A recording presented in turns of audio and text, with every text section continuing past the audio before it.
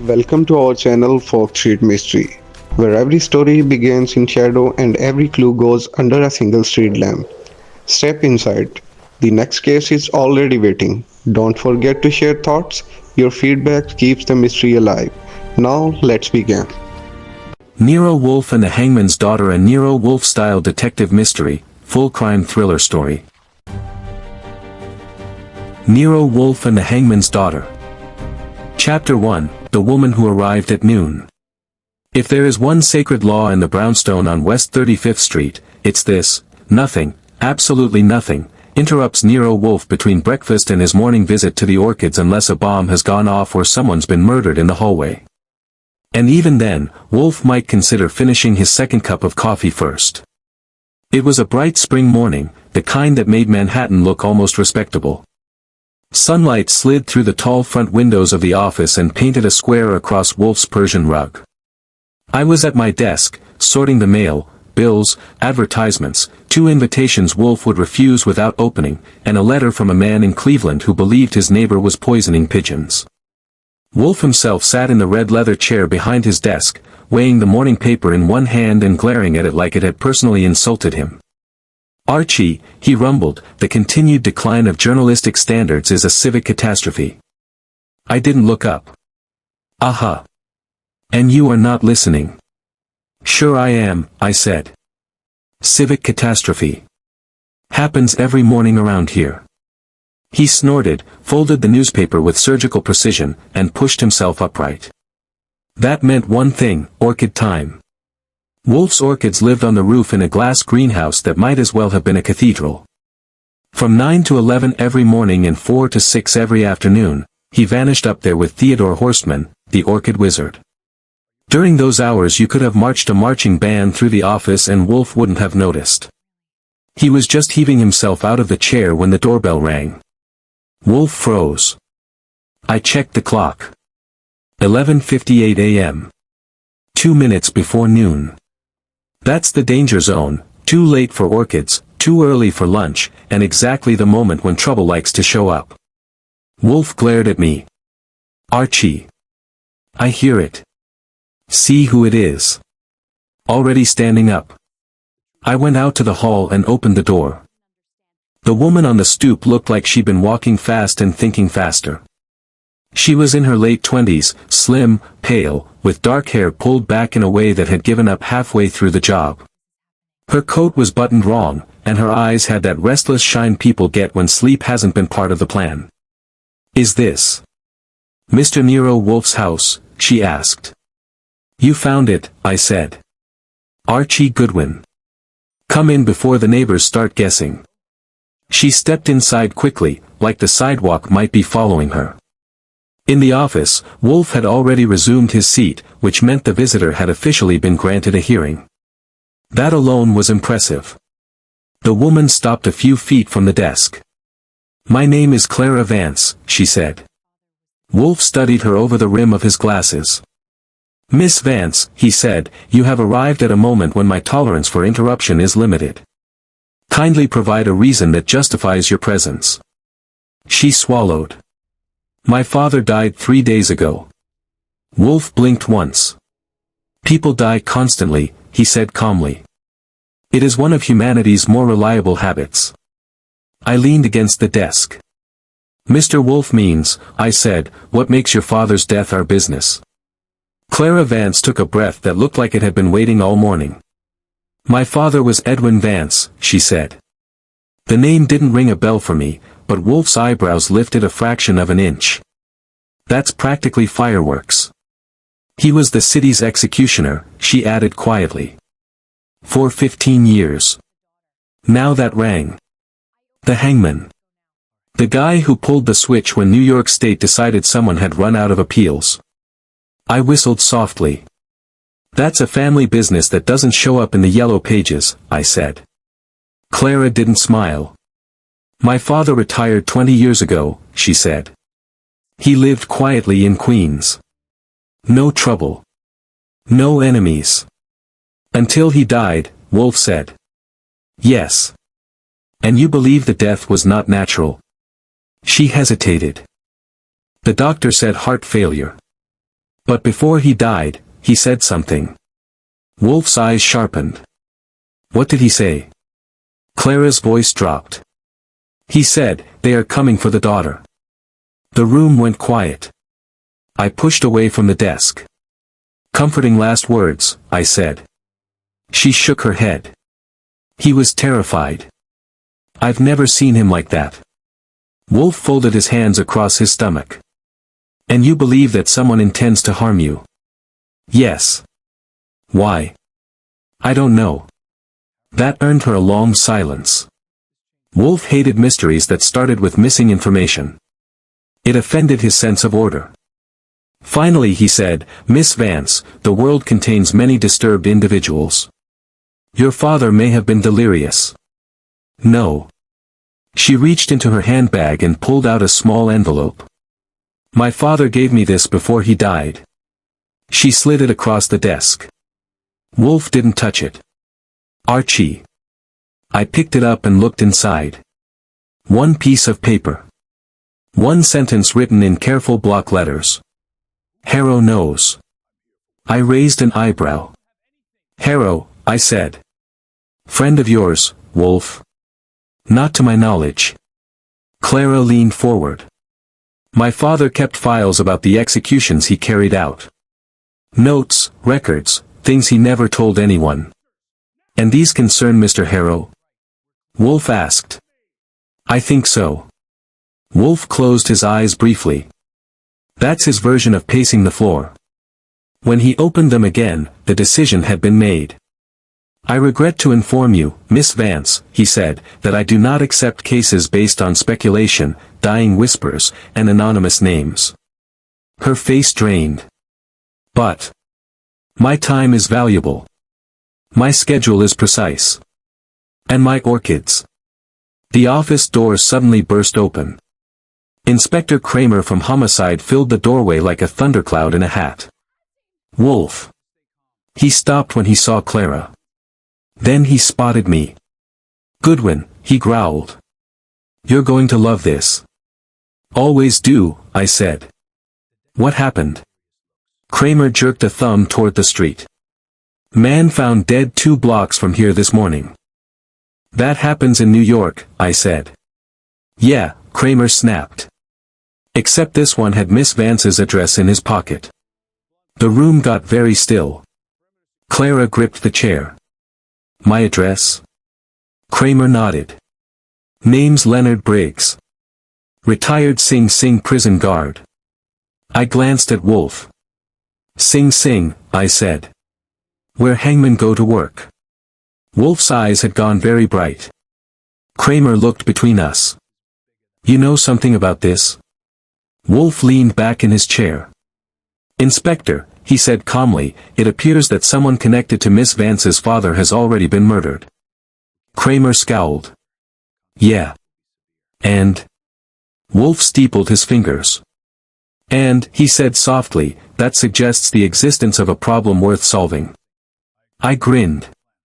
Which meant one thing. The Orchids had just lost the morning round, and we had ourselves a case. Chapter 2, The Hangman's Secret. If there is anything Nero Wolfe enjoys almost as much as being right, it is staying home while I go out and do the legwork that proves he's right. By 1:30 that afternoon he was installed in the office, lunch behind him, beer within reach, eyes half closed and mind clicking away like a well-fed adding machine. Miss Clara Vance had been persuaded to stay in the south room upstairs until we knew whether somebody was actually trying to kill her or whether New York had merely decided to put on a melodrama in her honor. Inspector Kramer had taken his leave in the cheerful frame of mind he reserved for occasions when Wolfe knew something and wasn't telling him. Before he went, he had given us the essentials on the dead man found 2 blocks away, Leonard Briggs, 63, retired prison guard, shot once in the chest in an alley behind a drugstore. No wallet missing. No sign of robbery. In his pocket, among a pack of gum and a subway token, was a slip of paper with Clara Vance's address. By 2 o'clock Wolfe had me in the field. Archie, he said, visit Miss Vance's residence, then the scene of Mr. Briggs's demise, and then any source likely to illuminate the connection between a retired executioner, or retired prison guard, and the name Harrow. Report precisely. Omit embellishment. I'll leave out all the poetry. Do. It weakens you. I got my hat and coat. At the door I turned. Any special angle? Wolfe picked up his glass. Yes. Assume that everyone connected with this matter is lying. The only uncertainty is whether they are lying to others, to themselves, or both. That's the kind of thing Wolfe tosses out while I'm still wondering whether I've got enough cab fare. Clara Vance lived in a narrow walk-up on East 62nd, the kind of place where the hallway smells of radiator heat, old cabbage, and private disappointment. The afternoon sun was still bright on the street, but inside the vestibule it was gloomy enough for a confession. The superintendent, a raw-boned woman in a cardigan the color of stale tea, answered my questions with the relish of somebody who had been starved for an audience. "Miss Vance," she said. "Third floor rear. Quiet girl. Keeps to herself. Had a gentleman call her this morning too." "What kind of gentleman?" "The kind I don't trust. Hat pulled low. Gray overcoat. Didn't give a name." "Did he go up?" "He asked if she was home. I said no. He stood there thinking about it, then left." "Thinking hard?" She narrowed her eyes. "Hard enough to scare me." "Anybody else asking after her lately?" She hesitated just enough to tell me there was something worth waiting for. "Well," she said, "last night there was another one. Older man. Nice suit, black gloves. Spoke like a lawyer or a preacher. Wanted to know if Miss Vance lived alone." "Did he give a name?" "No. But he smelled expensive." That was useful only if New York had suddenly made Cologne a felony, so I thanked her and went upstairs. Clara's apartment told me three things at a glance. First, she wasn't rich. Second, she liked order but had no peace. Third, she had been frightened before she came to Wolfe. A bureau drawer hadn't been shut all the way. 2 teacups sat in the sink, one with lipstick on it, one without. On the little writing table near the window was a blotter, a cheap fountain pen, and a square of paper torn from a pad. I leaned in. Indentations. The top sheet was gone, but a hard hand leaves footprints. I took out my pencil and shaded lightly across the paper. Words came up faintly. "Not tell Clara. Harrow. If anything happens." I whistled. That didn't solve anything, but it bought a ticket.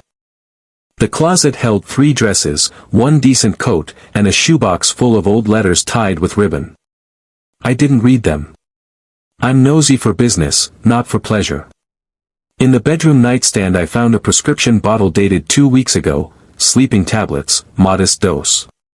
A scared woman tries to sleep, that checked. On the mantel there was one framed photograph, Clara with an older man in shirt sleeves, square-jawed, heavy-browed, hands like hams. Edwin Vance. He looked like a mechanic who had accidentally become the executioner and never entirely forgiven the world for it. Downstairs again, I used the hall phone and called Wolfe. "Yes," he said. "That superintendent is auditioning for Greek tragedy. 2 strangers asked for Clara, one this morning in a gray overcoat, one last night wearing money and black gloves. Also, I found an impression on a blotter in her apartment. It mentions Harrow and says not to tell Clara." Wolfe grunted. "Good. The omission is informative." "Meaning?" "If someone intended to conceal information from Miss Vance, then either they sought to protect her, manipulate her, or both." "Continue." "Gladly. I live to continue. My next stop was the alley where Leonard Briggs had been ventilated. Cops had cleared out, but the neighborhood hadn't. In Manhattan a murder is fresh entertainment until supper. The alley sat between a drugstore and a luncheonette, narrow as a throat and twice as dirty. A delivery boy smoking by the back door told me he had heard the shot at 10:15 but thought it was a truck backfiring. "What about Briggs?" I asked. "Old guy?" "Yeah, I seen him. He was talking to somebody near the mouth of the alley." "Man or woman?" "Man." "Description?" The boy shrugged. Tall. Dark coat. Hat. That narrowed it to half the island. In the luncheonette, though, I had better luck. The counterman was a skinny citizen with a towel over his shoulder and the kind of memory that sharpens when you flatter it. I'm looking into the Briggs shooting, I told him. Police probably asked you already. He sniffed. They ask, they don't listen. You listening? Like a priest in a confessional. He liked that. Briggs was in here around 10, he said. Coffee, cruller, extra sugar. Nervous. Kept checking the window. Then another man came in and sat with him. Describe him. 60 maybe. Good suit. Red tie. Face like he didn't laugh for a living. Could that fit a judge? He blinked. You tellin' me? I'm asking. He thought it over. Maybe. He had that look. Like people are always standing when he walks in. Did you hear any of the talk? Just one thing. Briggs says, he told me it was lawful. Other one says, lawful is not the word that concerns us now. Then they went outside. I thanked him and bought a coffee I didn't want. Wolfe says information should be paid for when possible, it keeps people feeling respectable. Back in a cab, headed downtown, I stopped at an old newspaper morgue where a friend of mine named Lon Cohen could usually be persuaded to exhume yesterday's scandal for me. Lon had the cheerful face of a man who had made peace with ink. When I gave him the names Edwin Vance and Harrow, he swung around in his chair. Harrow, he said. Judge Malcolm Harrow? Maybe. Lon got up, went to a file cabinet, and came back with a folder thick enough to stun an ox. There was a case 20 years back, he said. Big one for a week, then dead as vaudeville. A dock worker named Paul Chapin convicted of killing a payroll clerk during a warehouse robbery. Harrow on the bench. Fast trial. Death sentence. Execution by our friend Edwin Vance. Lon nodded. That's right. Controversial? He gave me a look. You've been spending too much time with Wolfe. Everything's controversial to you. Humor me. He tapped the folder. Witness recanted after sentencing. A reporter made noise about missing evidence. Didn't matter. Appeals failed. Chapin went to the chair. Missing evidence. A ledger from the warehouse office. Supposedly it vanished. I let that sit a second. And Briggs? Lon riffled papers. There's a mention here. Guard on duty the night before the execution. Why? Because now he's dead. Lon's eyebrows went up. That's a nuisance. New York's full of them. He handed me a clipping. The photograph showed Judge Malcolm Harrow 20 years younger, jaw set, eyes cold enough to chill soup. Beside him, almost cropped out, stood a prison official I recognized from other cases and newspaper society pages, Warden Albert Kettering, then deputy, now retired with honors and probably gout. When I got back to the brownstone it was nearly 5:30. Wolfe had already had his second orchid session and was in the office with fresh beer and the expression he wears when the universe has begun arranging itself into categories.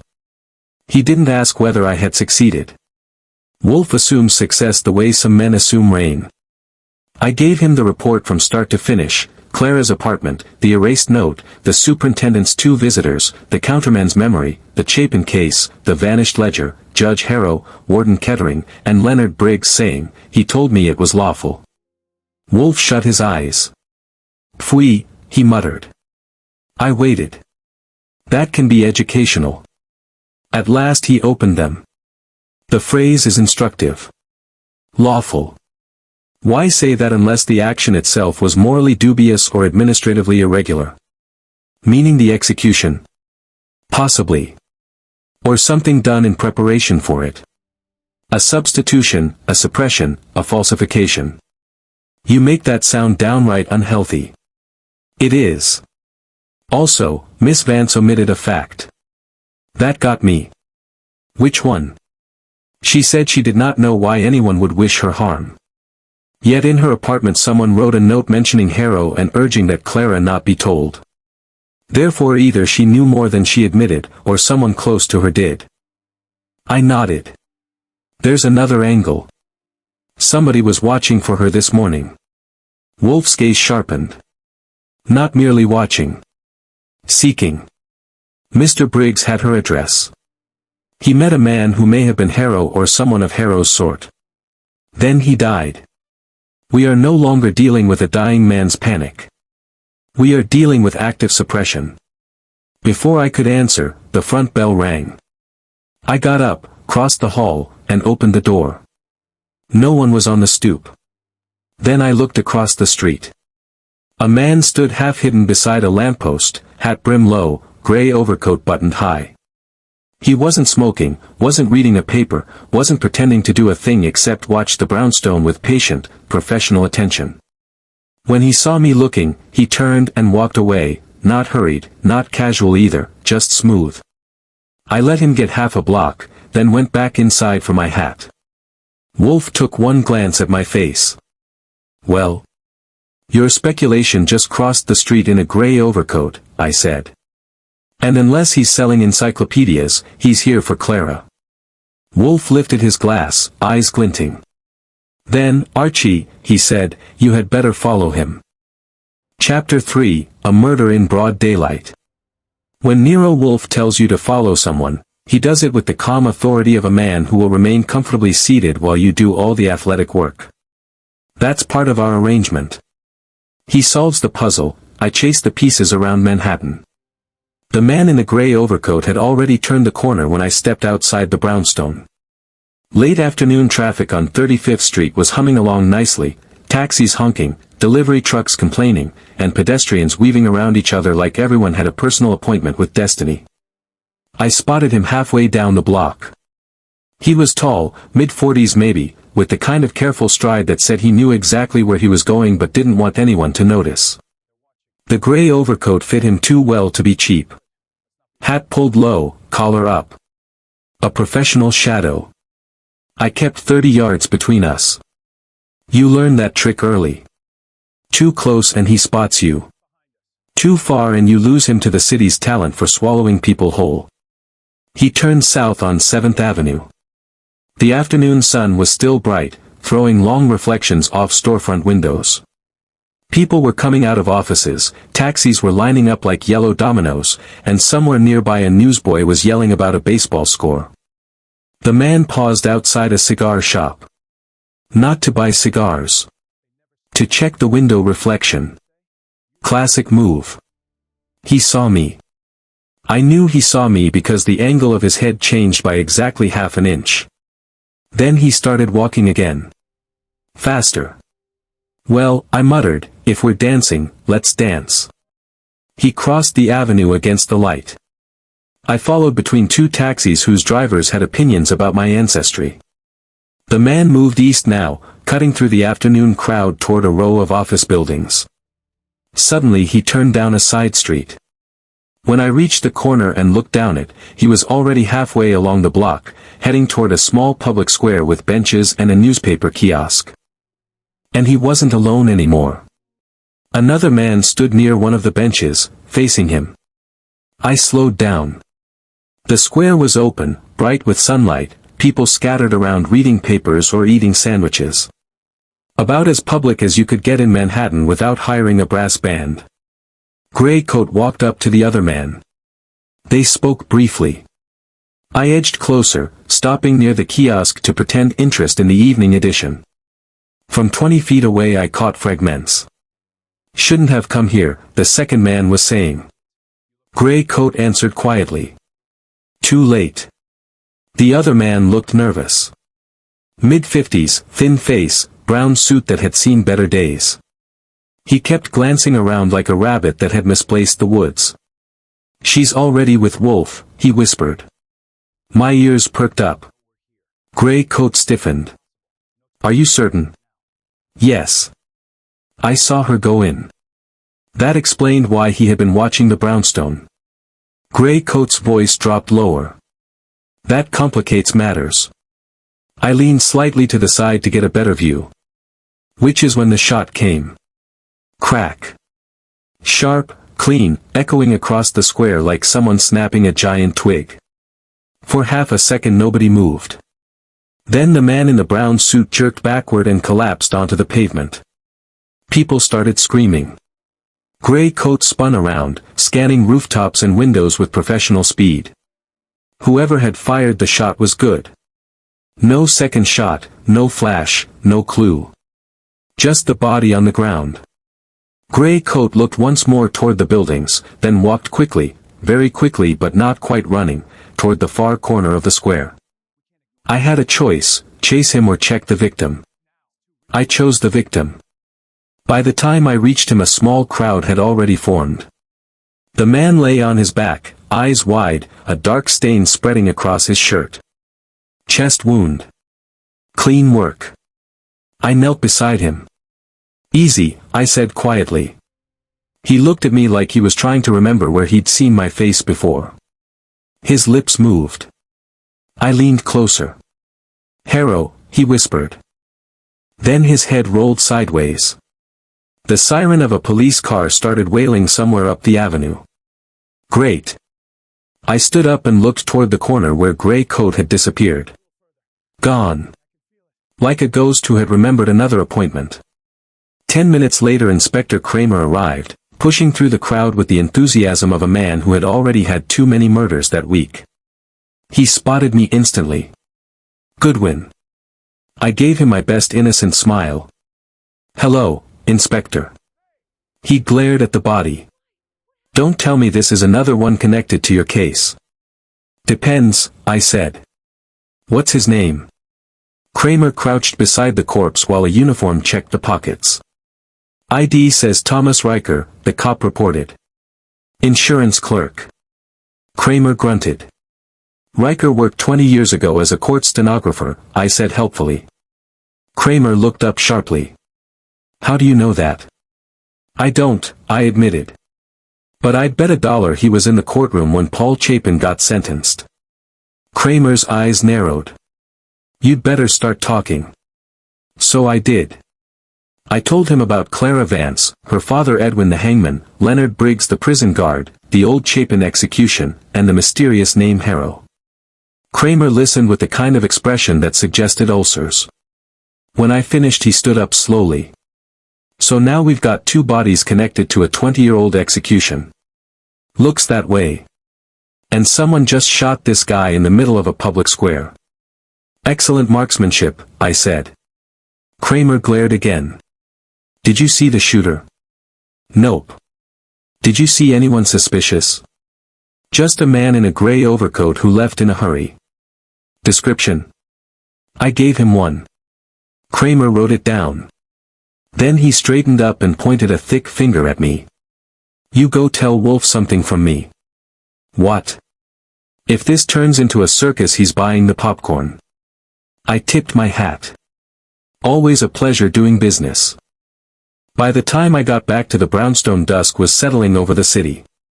The streetlights were flickering on, taxis were glowing like fireflies, and the brownstone windows had that warm yellow light that makes a detective's office look respectable. Inside, the house smelled faintly of orchids and dinner. Fritz Brenner was probably in the kitchen constructing something magnificent. Wolfe sat behind his desk exactly where I'd left him, beer glass in hand. He looked up as I came in. Well? Bad news, I said. Your speculation got somebody killed. He frowned. Explain. So I did. The square. The conversation. The sniper shot. The dying word. Harrow. Wolfe listened without interrupting. When I finished he leaned back slowly in his chair. Pfui, he murmured. Second time you've said that today. It remains appropriate. I dropped into the chair opposite him. So what do you think? Wolfe steepled his fingers. First, he said, someone is eliminating individuals connected with the Chapin execution. Briggs and now Riker. Precisely. Second. The man you followed was not the shooter. How do you know? Because he remained exposed in the square. a professional assassin does not linger near his target during the act. Meaning he was there to meet Riker. Yes. And someone else decided Riker shouldn't talk. Wolfe nodded. I rubbed my chin. That makes 3 players at least. Indeed. And they all seem interested in Clara. Wolfe's eyes narrowed slightly. Which suggests, he said quietly, that Miss Vance's father did not merely perform executions. I raised an eyebrow. What else would a hangman do? Wolfe looked toward the ceiling, where his orchids slept peacefully in their greenhouse. Archie, he said slowly, I believe Edwin Vance altered one. Chapter 4, The Trap at Noon. There are 2 ways Nero Wolfe solves problems. One is thinking. The other is sitting perfectly still while other people talk themselves into trouble. By the following morning he had chosen the second method. I came downstairs at 9:30 to find him in the office, already installed behind the desk like a large, well-dressed mountain. The morning sunlight was sliding through the windows, touching the spines of books and the brass on the globe. The room smelled faintly of coffee and orchids drifting down from the plant rooms above. Clara Vance was sitting stiffly in the red chair across from Wolfe. She had slept poorly, if she had slept at all. Her eyes had that bruised look people get when the world has suddenly turned into a puzzle with knives in it. I leaned against my desk.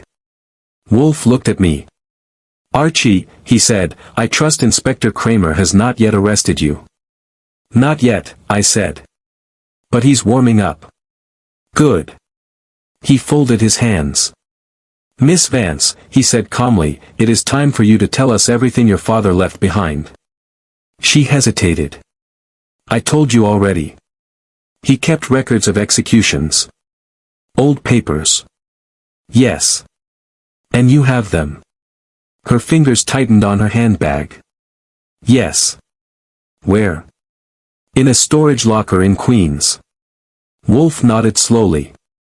And you did not mention this earlier because my father told me not to open them unless something happened to him.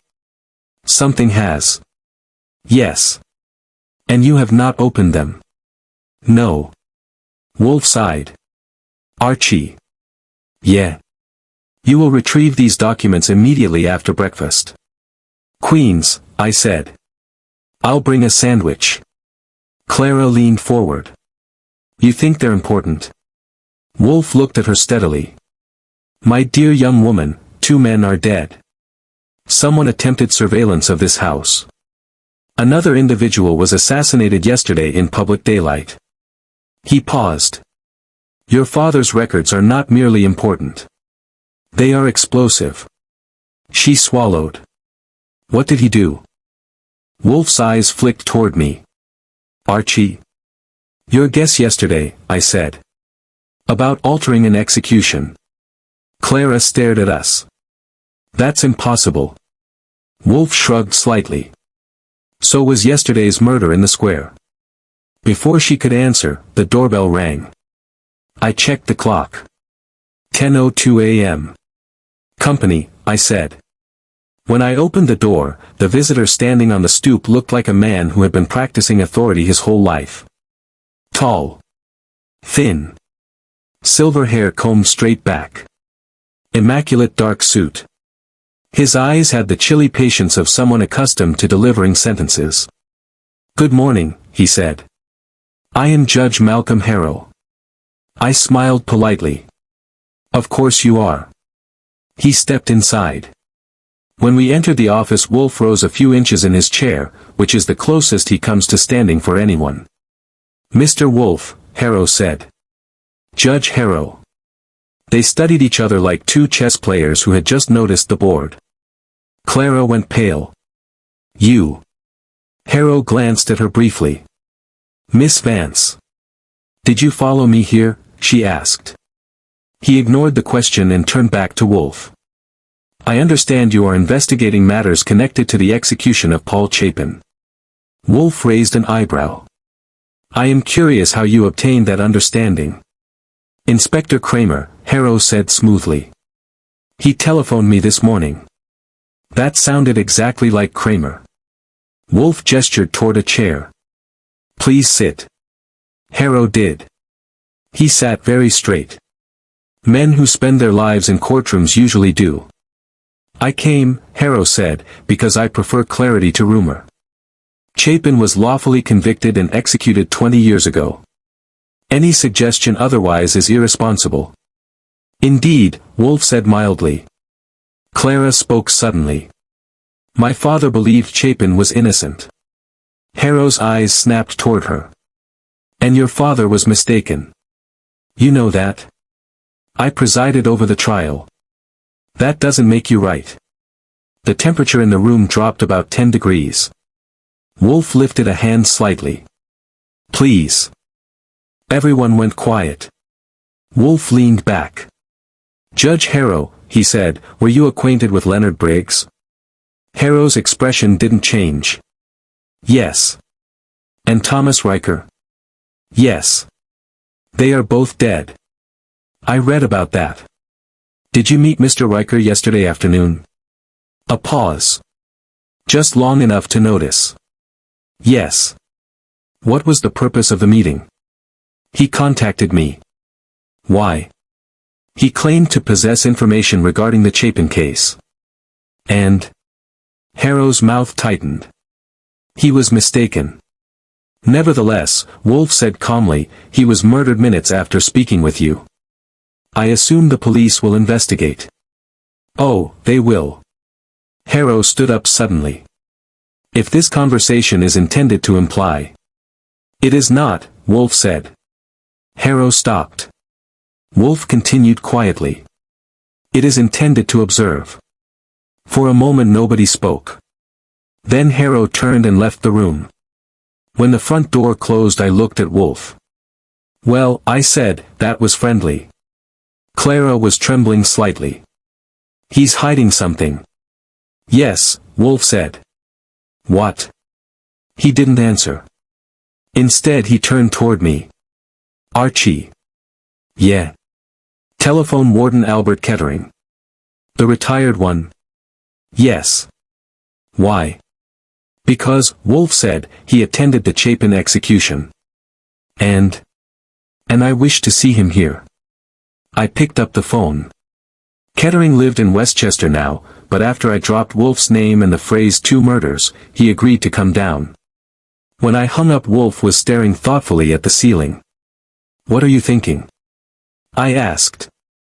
That our murderer is both intelligent and frightened. Nice combination.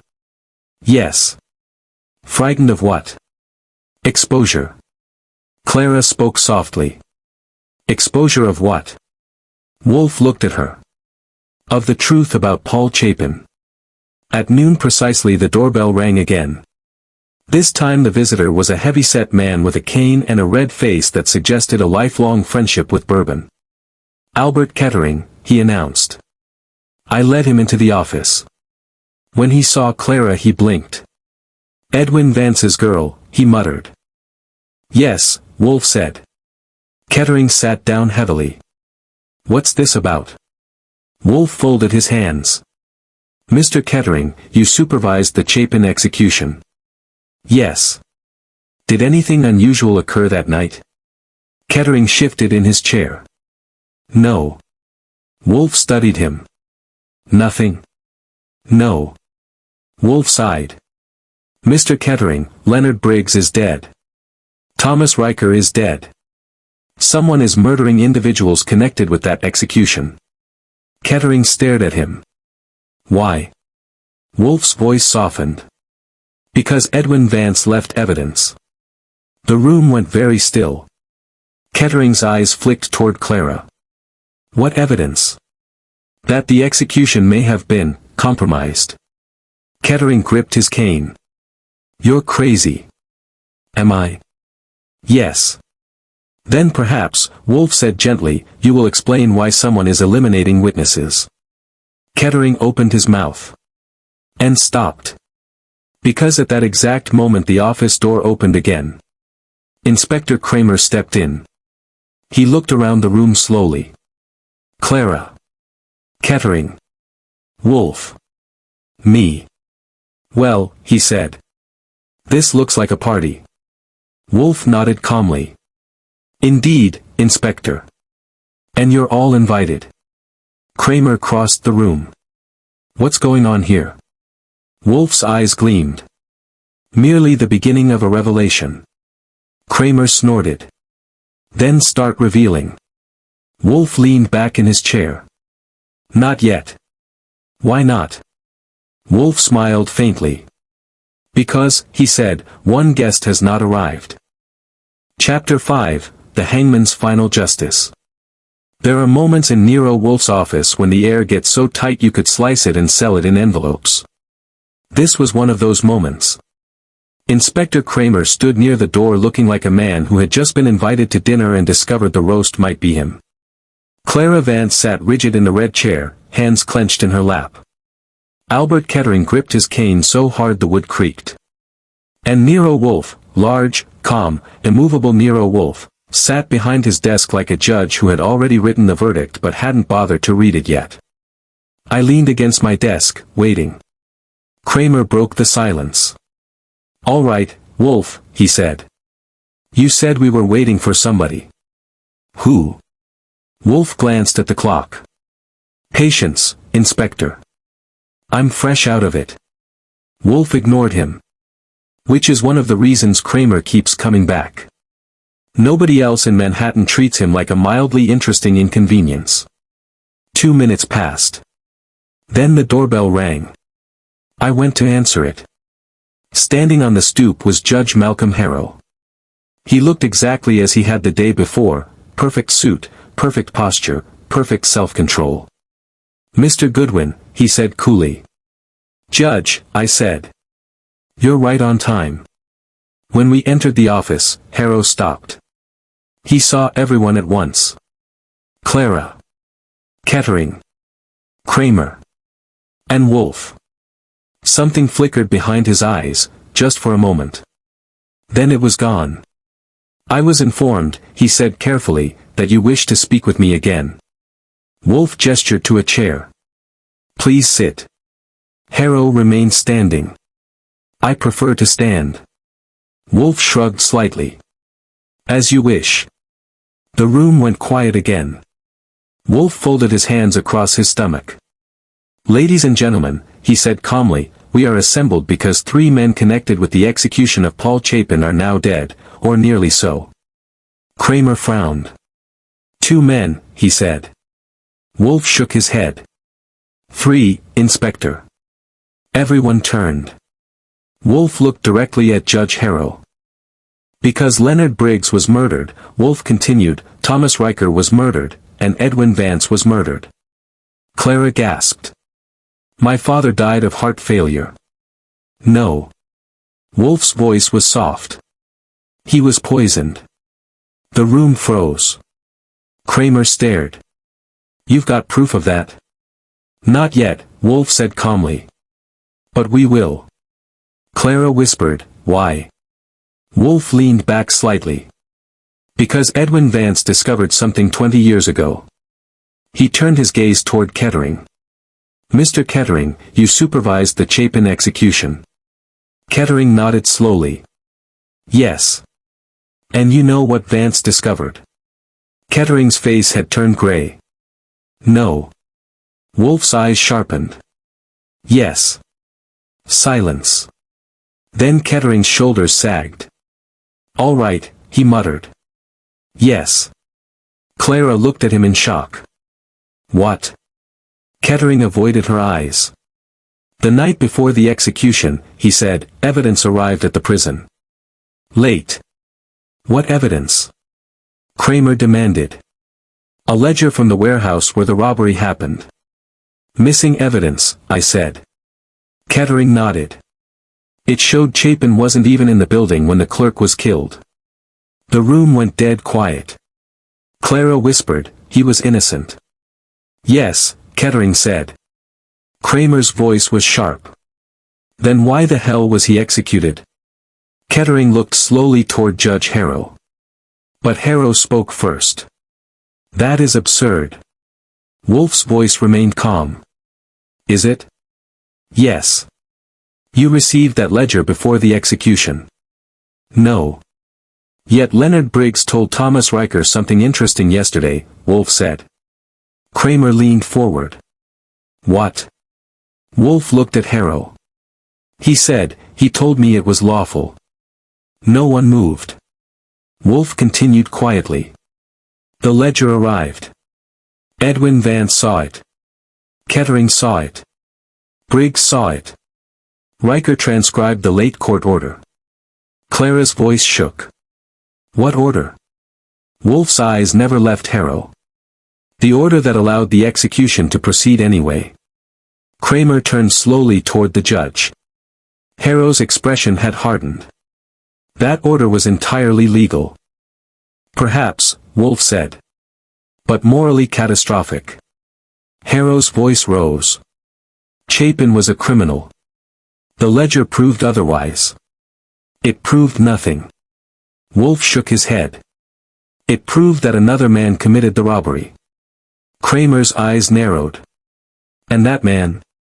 Wolfe said quietly.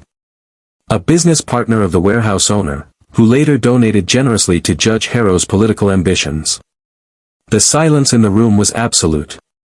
Harrow's face had gone pale. You cannot prove that. No, Wolfe said calmly. But Edwin Vance could. Clara stared. My father? Yes. Wolfe nodded slowly.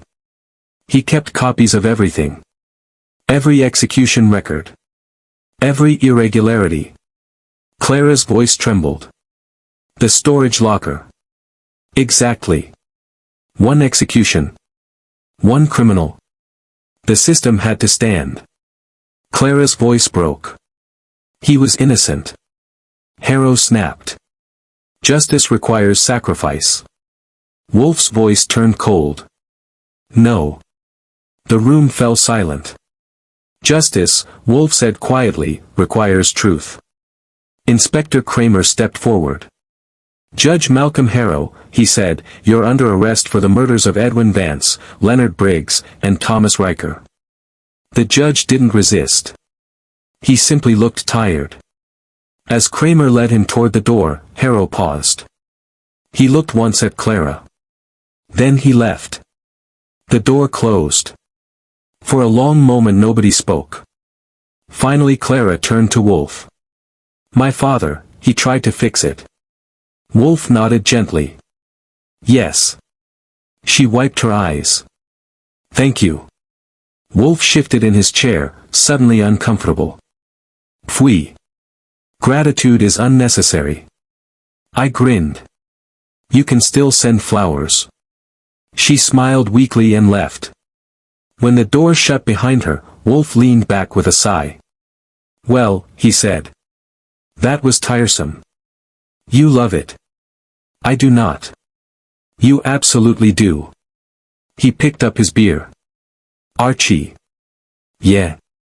Ensure that the police return my documents promptly. Sure. He paused. And remind Fritz that dinner must not be delayed. I headed for the kitchen. Upstairs, the orchids were waiting. And in Nero Wolfe's brownstone on West 35th Street, the world had returned, more or less, to its proper order. If you like our story, please like, share and subscribe.